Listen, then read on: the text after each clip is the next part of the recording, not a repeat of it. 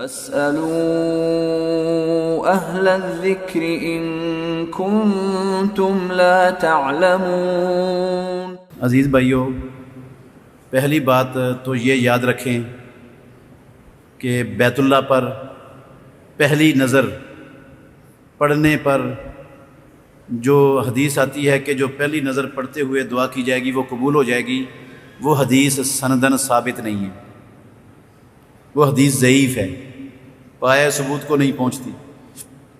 اور ایک دوسری حدیث ہے جس میں یہ لفظ ہے کہ پہلی نظر جب بیت اللہ پر پڑے حاجی یا عمرہ کرنے والے کی تو وہ یہ دعا پڑھے، اللہم زد ھذا البیت تشریفاً و تکریماً و تعظیما۔ یہ حدیث بھی ضعیف ہے، یہ بھی پایہ ثبوت کو نہیں پہنچتی، یہ والی دعا بھی ثابت نہیں ہے رسول اللہ صلی اللہ علیہ وسلم سے، اور یہ والی بات بھی ثابت نہیں ہے کہ پہلی نظر پڑھنے سے جو دعا کی جائے گی وہ قبول ہو جائے گی۔ تو جب یہ دونوں باتیں حدیث سے ثابت نہیں ہیں تو کیا مطلب ہوا پھر کہ بندہ جتنی مرضی دعائیں کرے اور جون سی مرضی دعائیں کرے، جو جائز ہے دعائیں کرنی ساری دعائیں کر سکتا ہے۔ یہ صرف بیت اللہ پر پہلی نظر پڑھنے کے وقت نہیں ہے، ہر وقت جو دعا چاہے جب چاہے جو مسنون دعا ہے وہ ساری دعائیں مانگ سکتا ہے، جتنی اس کو ضرورتیں ہیں اللہ سے سب مانگ سکتا ہے، وہاں بھی مانگ سکتا ہے، اس سے پہلے بھی مانگ سکتا ہے، اس کے بعد بھی مانگ سکتا ہے۔ عورت کا احرام کیا ہوتا ہے؟ احرام میں عورت کو نقاب کرنا چاہیے کہ نہیں؟ عزیز بھائیو، عورت کا احرام اس کا لباس ہی ہوتا ہے۔ جتنے بھی کپڑے عورت نے اپنے گھر میں غسل کر کے پہن لیے ہیں سفر شروع کرنے سے پہلے، وہ سارے کے سارے پورے کے پورے کپڑے الف سے لے کر یہ تک وہ سارے کے سارے اس کا کیا بن جانا ہے؟ احرام۔ وہ سارے کپڑے اس کا کیا بن جانا ہے؟ احرام۔ عورت کے احرام کی، مرد کے احرام کی طرح کوئی مخصوص چادریں نہیں ہیں، کوئی مخصوص چادریں نہیں ہیں۔ اس کی شلوار، اس کی قمیض، اس کا دوپٹہ، اس کا برقع، اس کی جرابیں، جو کچھ اس نے پہنا ہوا ہے سارے کا سارا وہ عورت کا احرام ہے۔ صرف دو پابندیاں ہیں جن سے منع کیا ہے رسول اللہ صلی اللہ علیہ وسلم نے صحیح بخاری کی حدیث میں کہ لا تنتقب المرأۃ ولا تلبس القفازین، کہ عورت نقاب نہیں پہنے گی اور ہاتھوں پر دستانے نہیں پہنے گی احرام کی حالت میں۔ نقاب نہیں پہنے گی، اس کا کیا مطلب ہے؟ یہ سمجھنے والی بات ہے، کیونکہ بہت سے اہل علم کو یہاں پر بہت بڑی غلطی لگ گئی ہے۔ وہ نقاب نہیں کرے گی، اس کا معنی یہ سمجھ بیٹھے ہیں کہ وہ پردہ نہیں کرے گی، حالانکہ نقاب نہ کرے اس کا معنی پردہ نہیں کرنا نہیں ہے۔ نقاب نہیں کرنا اس نے احرام کی حالت میں، لیکن چہرہ ڈھانپنا ہے، پردہ کرنا ہے، چہرے کو بالکل اپنے پورے جسم کے کسی حصے کو غیر محرم کے لیے نہیں کھولنا احرام کی حالت میں بھی، لیکن نقاب نہیں کرنا اور دستانے نہیں پہننے۔ اب دستانے نہیں پہننے کا مطلب یہ نہیں ہے کہ وہ ہاتھ ننگے کر کے لوگوں کو دکھاتی پھرے، ہاتھ بھی نہیں کھولنے لوگوں کے سامنے، لیکن دستانے نہیں پہننے، ہاتھ بھی چھپا کے رکھنے، چہرے پر نقاب نہیں پہننا لیکن چہرہ چھپا کے رکھنا ہے، لوگوں کے سامنے کھولنا نہیں۔ نقاب عربی ڈکشنری کے اندر، عربی لغت میں، عربی لغت منجد، اس کے اندر نقاب کا جو معنی ہے نا وہ لوگوں نے غور نہیں کیا، جس وجہ سے ان کو غلطی لگ گئی۔ نقاب کہتے ہیں اس کپڑے کے ٹکڑے کو جس کو عورت اپنے چہرے پر چپکا لیتی ہے، چہرے کے ساتھ مضبوطی سے کس کے باندھ لیتی ہے، چہرے پر لپیٹ لیتی ہے، چہرے کے ساتھ لپٹا اور چپکا ہوا جو کپڑا ہوتا ہے نا، آنکھیں نظر آ رہی ہوتی ہیں، ادھر تک ہوتا ہے ناک اور ادھر آنکھوں کے ابروؤں تک، اس کا نام ہے کیا؟ عربی زبان میں، عربی ڈکشنری میں، عربی لغت میں نقاب۔ یہ نہیں پہنے گی، یعنی وہ کپڑا جو چہرے کے ساتھ چپکا ہوا ہے، چہرے کے ساتھ باندھا ہوا ہے، کس کر لپٹا ہوا ہے چہرے کے ساتھ، یہ نہیں پہننا۔ سر کے اوپر سے پلو لٹکا لے اپنے چہرے پر، وہ ٹوپی والا برقع پہن لے، ٹوپی والا برقع پہن لے، وہ جو پردہ ہوتا ہے وہ چہرے کے ساتھ چپکا ہوتا نہیں ہوتا، یہ سر کے اوپر سے جو لٹکا لیتی ہیں عورتیں ایک دو پلو، وہ بھی چہرے کے ساتھ چپکے ہوئے نہیں ہوتے۔ گھونگھٹ نکال لے، بڑی چادر لے کر نا جس طرح بڑی عمر کی عورتیں آج بھی ہمارے معاشرے میں گھونگھٹ نکال لیتی ہیں، گھونگھٹ نکال لے، صرف وہ کپڑا چہرے کے ساتھ چپکانا نہیں ہے، باندھنا نہیں ہے، کسنا نہیں ہے، جو چہرے کے ساتھ چپکا ہوا ہو اور آنکھوں سے نظر آ رہی ہوں، اس کو عربی میں نقاب کہتے ہیں، اس سے منع کیا۔ ہاتھوں پر دستانے نہیں پہننے، لیکن ہاتھ اپنے برقعے میں اپنی چادر میں چھپا کے رکھنے ہیں، ہاتھ نہیں کھولنے۔ دوسرے عمرے کے لیے احرام کہاں سے باندھنا چاہیے؟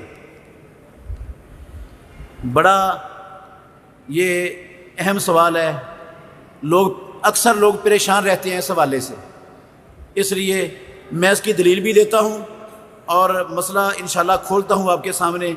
اگر آپ غور کریں گے تو آپ کو نفع ملے گا انشاءاللہ بڑا۔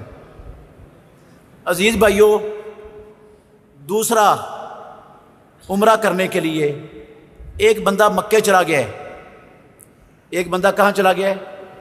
مکے پہنچ گیا ہے۔ اس نے 15 دن یا ایک ہفتہ یا 10 دن یا 20 دن یا مہینہ مکے میں ٹھہرنا ہے، رکنا ہے۔ تو مکہ پہنچ گیا ہے وہ، اب اس نے دوبارہ عمرہ کرنا ہے تو کیا کرے، کہاں جائے؟ غور سے سننا، وہ دوبارہ عمرہ کرنے کے لیے میقات سے احرام باندھے گا۔ کہاں سے احرام باندھے گا؟ کہاں سے باندھے گا؟ میقات سے۔ میقات کا کیا مطلب؟ میقات کون سا ہے؟ جب وہ پاکستان سے گیا تھا تو اس کا میقات تھا یلملم، اگر ڈائریکٹ مکے جا رہا تھا تو، اور اگر وہ مدینے کے راستے جا رہا تھا تو اس کا میقات تھا کیا؟ ذوالحلیفہ۔ ٹھیک ہے، یہ میقات اللہ کے نبی نے مقرر کیے ہیں۔ ساری دنیا سے مکے کے چاروں طرف سے آنے والے جو راستے تھے، ان راستوں میں ایک ایک نقطہ ہر طرف کے راستے پر اللہ کے نبی نے متعین کر دیا۔ جو راستے مکے جاتے تھے ہر راستے پر ایک نقطہ تھا، وہ تھا میقات۔ ٹھیک ہے، ان نقطوں میں سے جو سب سے دور نقطہ ہے نا، میقات والے نقاط میں سے سب سے دور نقطہ وہ مدینے والا ہے، سب سے دور مدینے والا ہے بیت اللہ سے، مکے سے، باقی سارے قریب ہیں اسے۔ اچھا، جو ان نقاط کے اندر، ان میقاتوں کے اندر رہتا ہے، یہ تو ان لوگوں کے لیے ہو گیا نا یہ نقطے جو باہر سے آئیں گے، اور جو ان کے اندر سے رہتا ہے اس کا میقات کون سا ہے؟ کیا وہ اپنے قریب ترین میقات پر پیچھے جائے گا پہلے، پھر وہاں سے احرام باندھ کے آگے آئے گا؟ نہیں۔ امام الانبیاء نے کہا من حیث انشأ، جہاں سے وہ اٹھا ہے نا اس کا گھر ہی اس کا میقات ہے۔ جو ان مقررہ مواقیت کے اندر رہتا ہے، جو اس کی رہائش گاہ ہے، وہی اس کا کیا ہے؟ میقات ہے۔ اچھا، پھر فرمایا حتیٰ اہل مکہ من مکہ، حتیٰ کہ مکے والے وہ کہاں سے احرام باندھیں گے؟ مکے سے۔ کس چیز کا؟ حج کا بھی، عمرے کا بھی۔ ممن اراد الحج والعمرۃ، اس کے لیے جو حج کا اور عمرے کا ارادہ رکھتا ہے، مکے والے احرام باندھیں گے کہاں سے؟ کہاں سے؟ مکے سے، اپنے گھر سے ہی۔ ان کا گھر ہی ان کا کیا ہے؟ میقات ہے۔ اس حدیث میں یہ لفظ ہیں، یہ بخاری کی حدیث ہے، کتاب المناسک باب المواقیت، عبداللہ بن عباس رضی اللہ عنہ راوی ہیں۔ اس حدیث میں یہ لفظ ہیں، یہ بڑا جملہ غور کرنا، ہنہ لا ہنہ ولمن اتا علیہن من غیر اہلہن، یہ جن جگہوں کے لیے جو جگہ متعین کر دیں، وہ جگہیں ان جگہوں والوں کے لیے میقات ہیں، اور جو ان جگہوں والوں والا نہیں ہے لیکن وہ دوسرا کوئی اس راستے سے آ رہا ہے، اس کا بھی یہی میقات ہے۔ مثلاً ہمارا میقات ہے یلملم، ہمارا میقات کیا ہے؟ یلملم۔ اگر ہم مدینے کے راستے جاتے ہیں تو پھر یلملم سے احرام نہیں باندھیں گے، پھر کہاں سے باندھیں گے؟ ذوالحلیفہ سے۔ پھر میقات کون سا ہو جائے گا؟ اصل میں ہمارا میقات یہ ہے پاکستانیوں کا، لیکن یہ ان لوگوں کے لیے جو ڈائریکٹ مکے جاتے ہیں، جو ڈائریکٹ مدینے جاتے ہیں، مدینے سے مکے آتے ہیں، ان کا میقات یہ پاکستان والا میقات نہیں ہوگا، ان کا میقات مدینے والوں کا میقات ہوگا، وہ ادھر سے احرام باندھے گا، ادھر سے نہیں باندھے گا۔ اب مکے چلا گیا ہے، مکے والوں کا میقات مکہ ہے، جو مکے سے عمرہ کرنا چاہے تو اس کا میقات کون سا ہوگا؟ مکہ ہی، اور اس کا ہوٹل ہی میقات ہوگا یار، ہوٹل ہی۔ اگر ہم مدینے جاتے ہیں، مدینے کے راستے، تو ہمارا میقات کون سا ہے؟ ذوالحلیفہ۔ کیوں ذوالحلیفہ ہے؟ وہ تو ہمارا ہے نہیں، وہ راستے میں وہ آتا ہے، اس لیے وہ ہمارا ہو گیا ہے۔ اگرچہ ہمارا اصل میں یہ تھا لیکن بن ہو گیا کیونکہ ہم اس راستے سے جا رہے ہیں. اب ہم مکے چلے گئے, مکے سے عمرہ کرنا چاہتے تو مکے والوں کا میقات کون سا ہے؟ مکہ. اگر مدینے والوں کا میقات ہمارا بن سکتا ہے اس راستے کی وجہ سے, تو مکے والوں کا میقات ہمارا میقات کیوں نہیں بنتا جبکہ ہم بھی مکے میں رہ رہے ہیں کچھ دنوں کے لیے؟ اس لیے مسجد عائشہ جانے کی کوئی ضرورت نہیں ہے, کوئی فرض نہیں ہے, کوئی ضروری نہیں ہے. جیرانہ جانے کی کوئی ضرورت نہیں ہے. یہ مسجد عائشہ اور جیرانہ کوئی میقات مقرر نہیں کی ہے اللہ کے نبی نے, ان کو میقات مقرر نہیں کیا. نہ جیرانہ میقات ہے نہ مسجد عائشہ میقات ہے. ہر جگہ جہاں بندہ ٹھہرا ہوا ہے وہی اس کا کیا ہے؟ میقات ہے, جہاں سے وہ عمرہ کرنے کی نیت کر رہا ہے. جو مکے میں جس ہوٹل میں ٹھہرا ہے وہ ہوٹل ہی اس کا میقات ہے. جب حج کا احرام باندھتے ہیں ہم 8 ذوالحجہ کو, تو کس میقات پر جاتے ہیں؟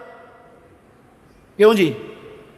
حج کا احرام باندھنے کے لیے حاجی 8 ذوالحجہ کو کس میقات پر جاتے ہیں؟ کہاں سے باندھتے ہیں حج کا احرام؟ اپنے ہوٹل سے ہی. کہاں سے احرام باندھتے ہیں یار؟ حج کا احرام اگر ہوٹل سے باندھا جاتا ہے تو عمرے کا احرام ہوٹل سے کیوں نہیں ہو سکتا؟ حج کا ہو سکتا ہے, عمرے کا نہیں ہو سکتا.